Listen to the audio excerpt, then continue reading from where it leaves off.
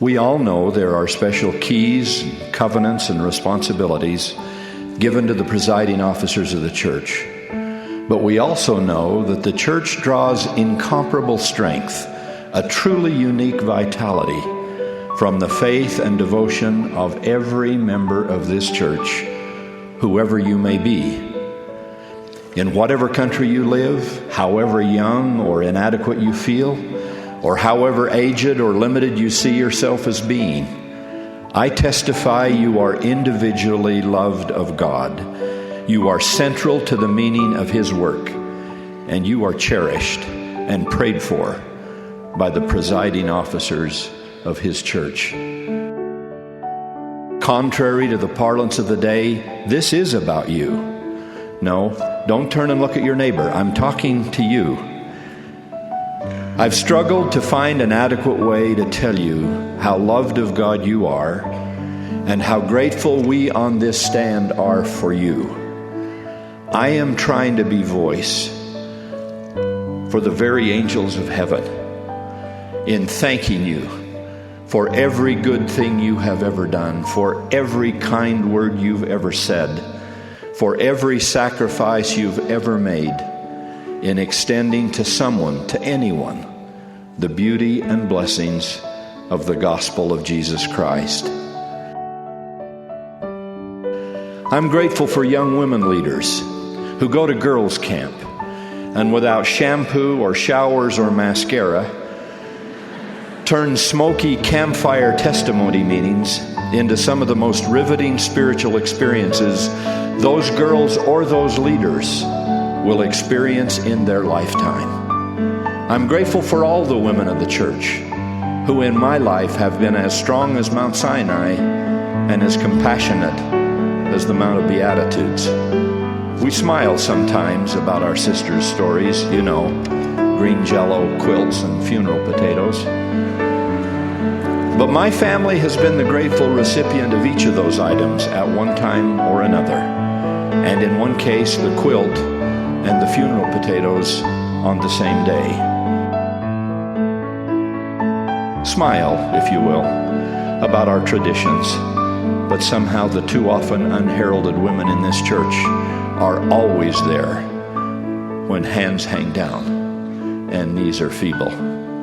They seem to grasp instinctively the divinity in Christ's declaration, "Inasmuch as ye have done it unto the least of these, ye have done it unto me." And no less the brethren of the priesthood. I think, for example, of the leaders of our young men, who, depending on the climate and continent, either take bone-rattling 50-mile hikes or dig and actually try to sleep in ice caves for what have to be the longest nights of human experience. I'm grateful for memories of my own high priest group a few years ago, who took turns for weeks sleeping on a small recliner in the bedroom of a dying quorum member's home so that his aged and equally fragile wife could get some sleep through those final weeks of her sweetheart's life. I'm grateful for the church's army of teachers, officers, advisors, and clerks, to say nothing of people who are forever setting up tables and taking down chairs. I'm grateful for ordained patriarchs, musicians, family historians, and osteoporotic couples who trundle off to the temple at 5 o'clock in the morning with little suitcases now almost bigger than they are. I am grateful for selfless parents who, perhaps for a lifetime, care for a challenged child. Sometimes with more than one challenge, and sometimes with more than one child. I'm grateful for children who close ranks later in life to give back to ill or aging parents.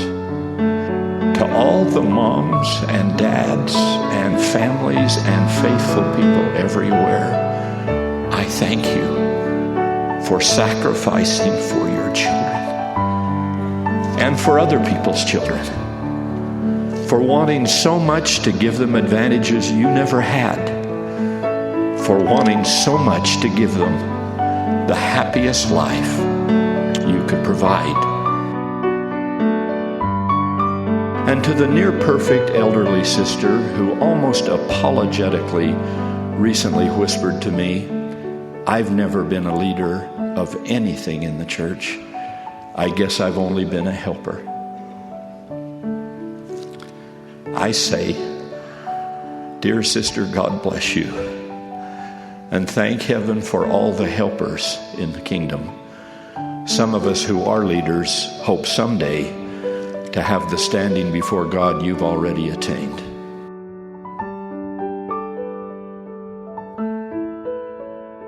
No one of you is insignificant, in part because you make the gospel of Jesus Christ what it is, a living reminder of His grace and mercy, a private but powerful manifestation in small villages and large cities of the good He did and the life He gave, bringing peace and salvation to other people.